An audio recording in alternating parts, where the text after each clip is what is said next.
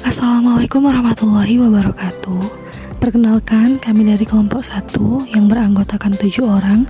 Adapun yang pertama yaitu Anissa Sapitri dengan NIM 20011230003 sebagai penyaji 1.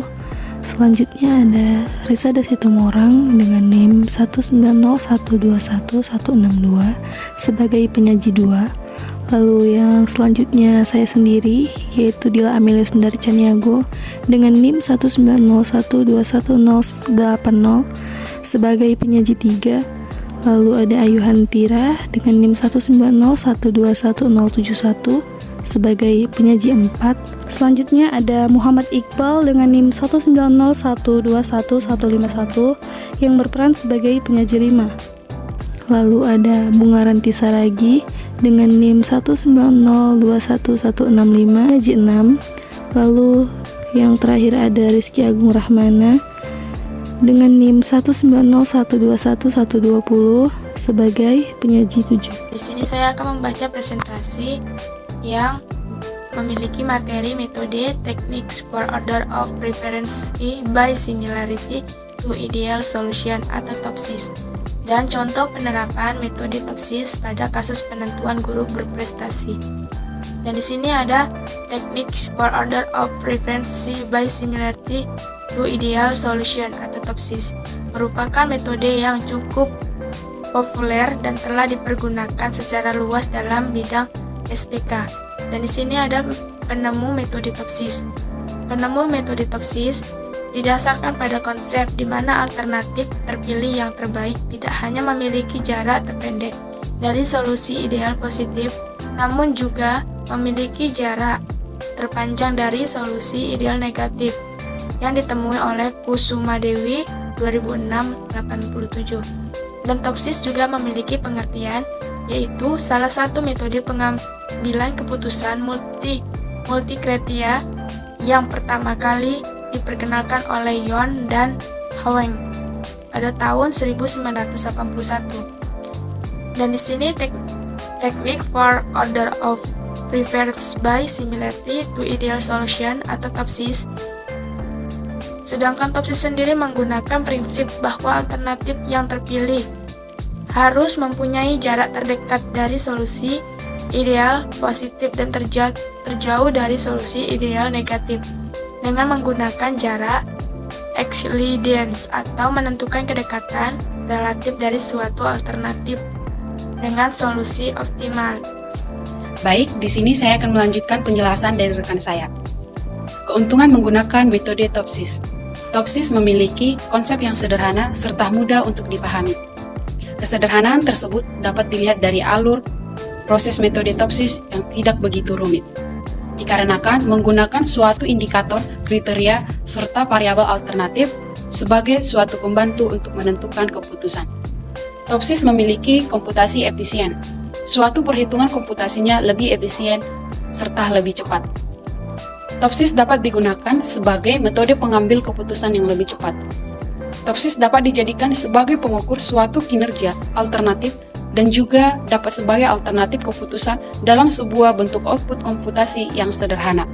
Selanjutnya, di sini ada penjelasan tentang kelemahan menggunakan metode TOPSIS. TOPSIS belum memiliki penentuan bobot prioritas yang menjadi suatu prioritas hitungan terhadap kriteria yang dapat berguna untuk meningkatkan validalitas nilai bobot perhitungan kriteria.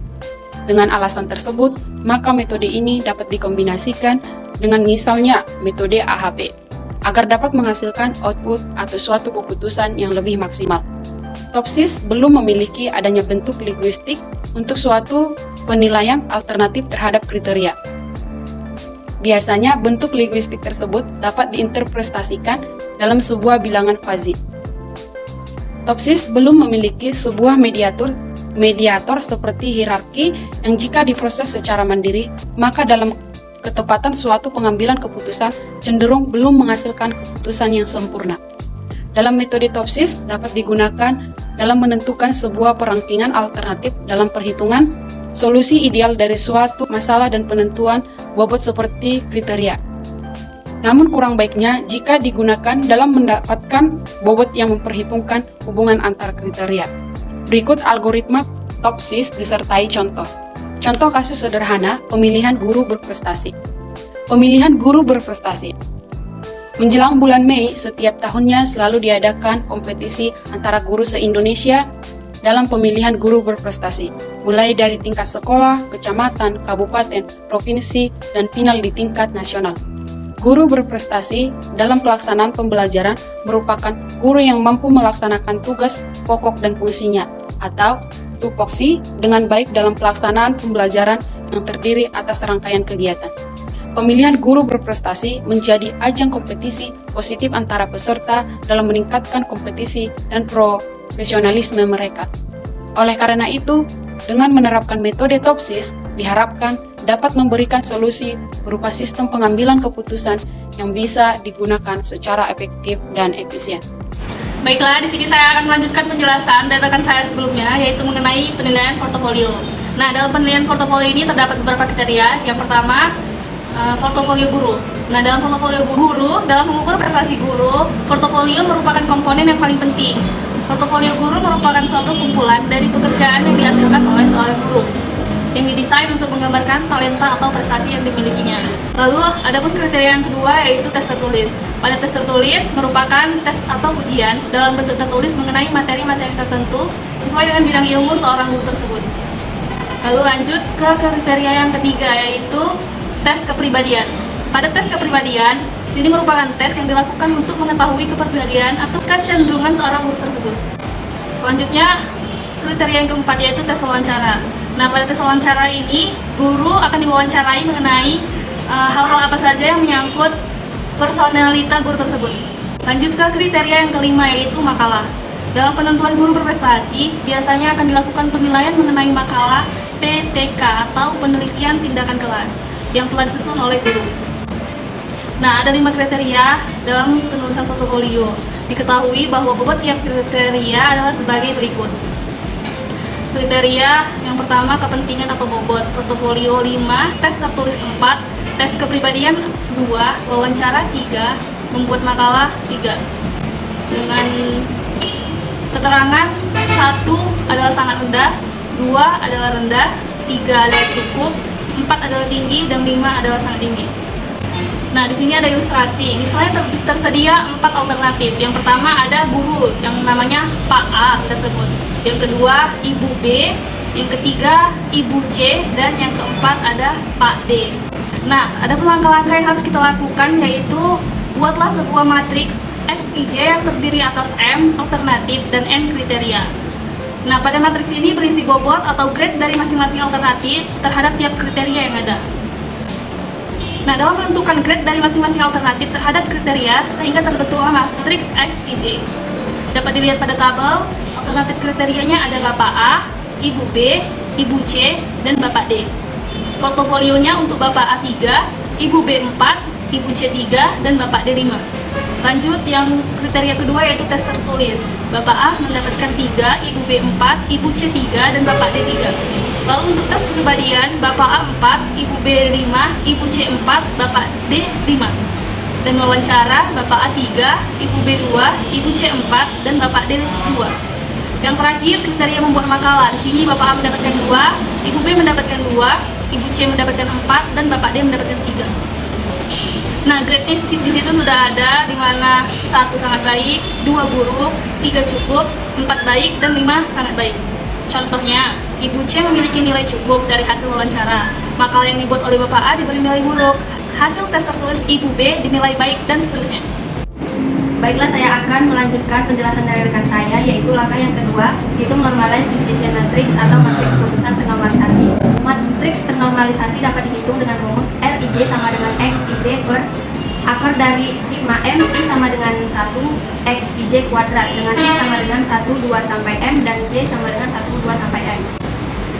Pada tabel di atas dapat dibuat contoh, yaitu diketahui matriks X 1,1 sama dengan 3, pembagian diperoleh akar dari 3 kuadrat ditambah 4 kuadrat ditambah 3 kuadrat ditambah 5 kuadrat sama dengan 7,6811. Sehingga matriks ternormalisasinya adalah 3 per 7,6811 sama dengan 0,3906. dan pembagiannya terdapat 7,6811, 6,5574, 9,0554, 5,0990, 5,7446. Teman saya Hayu Hantira, yaitu sehingga diperoleh tabel hasil keputusan ternormalisasi sebagai berikut. Di dalam tabel ini terdapat ada Bapak A, Ibu B, Ibu C, dan Bapak D. Bapak A memiliki portofolio 0.906, tes tertulisnya adalah 0,4575, tes kepribadiannya adalah 0,4417, wawancaranya adalah 0,5883, membuat makalahnya adalah 03482. Ibu B, di sini bisa kita lihat 0,5208, 06100, 0,5522, 0,3922, 03482. Ibu C adalah 0,3906, 0,4575, 0,4417, 0,5883, 0,6963. Bapak D adalah 0,6505, 0,4575, 0,5522, 0,3922, 0,522. Selanjutnya adalah angka ketiga, hitung weight normalized decision matrix atau matriks keputusan ternormalisasi dan terbobot. Nilai bobot ternormalisasi dapat dihitung dengan V, Y sama dengan R, Y kali W, J. I sama dengan 1, 2 sampai dengan M, dan J sama dengan 1, 2 sampai dengan N. Di mana WJ adalah bobot dari kriteria atau atribut ke J tabel keputusan ternormalisasi dan terbobot. Di sini alternatif atau kriterianya sama dengan seperti sebelumnya, ada Bapak A, Ibu B, Ibu C, dan Bapak D. Di mana nilai portofolionya sudah berubah, yaitu Bapak A adalah 0,0781, tes tulisnya adalah 0,1144, kepribadiannya adalah 0,2209, wawancaranya 0,1961, makalahnya 1161. Ibu B 1042, 0,1525, 0,2761, 0,37, 0,1307, 0,1161. Ibu C memiliki nilai yang hampir sama dengan Bapak A, dan Bapak D memiliki nilai 0,1302, 0,1144, 0,2761, 0,1307, 0,1741. Selanjutnya adalah angka 4 untuk menentukan solusi ideal positif dan solusi ideal negatif. A plus merupakan solusi ideal positif yang diharapkan, sedangkan A minus merupakan solusi ideal negatif. Makin kecil nilai A plus dan makin besar nilai A negatifnya, maka makin besar kemungkinan sebuah alternatif untuk terpilih. Saya akan melanjutkan persentase dari teman saya, hasil perhitungan solusi ideal positif dan solusi ideal negatif. Alternatif atau kriteria. Solusi ideal positif. Portofolio 0,1302, tes tertulis 0,1525, tes kepribadian 0,2761, wawancara 0,1961, membuat makalah 0,2321.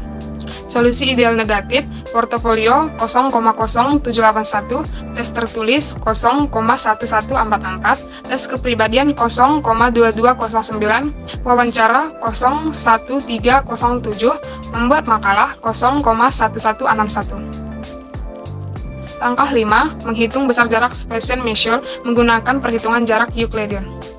Rumus untuk memperoleh nilai separation measure untuk solusi ideal positif, S positif dan negatif, dan nilai separation measure. Untuk solusi ideal negatif, S negatif adalah sebagai berikut. Ini adalah contoh solusi ideal negatif. Sehingga diperoleh nilai separation measure S positif dan S negatif adalah S positif 0,1438, 0,1357, 0,0849, 0,0954, dan S negatif 0,0654, 0,0720, 0,1332, 0,0955. Langkah ke-6, hitung kedekatan relatif closeness terhadap solusi yang paling ideal. Melanjutkan presentasi dari teman saya, rumus untuk menghitung kedekatan relatif closeness terhadap solusi yang paling ideal. SI sama dengan SI negatif per SI tambah SI negatif, di mana I sama dengan 1, 2, sampai M, dan 0 lebih kecil sama dengan RC. I lebih kecil sama dengan 1. Hasil perhitungan kedekatan relatif closeness. Alternatif Bapak A memperoleh hasil 0,3125, dengan ranking 4. Alternatif Ibu B memperoleh hasil 0.3465 dengan ranking 3. Alternatif Ibu C memperoleh hasil 06106 dengan ranking 1. Alternatif Bapak D memperoleh hasil 0.5005 dengan ranking 2. Langkah 7, meranking alternatif berdasarkan nilai RCI. Hasil akhir, semakin besar RC, maka semakin tinggi rankingnya. Oleh karena itu, Ibu C terpilih sebagai guru paling berprestasi dengan nilai RC tertinggi sebesar 0.6106. Baiklah teman-teman, itu dia tadi presentasi dari kami. Kami harap teman-teman dapat mengerti penjelasan yang telah kami berikan. Lebih dan kurang kami mohon maaf. Kami akhiri dengan Assalamualaikum warahmatullahi wabarakatuh.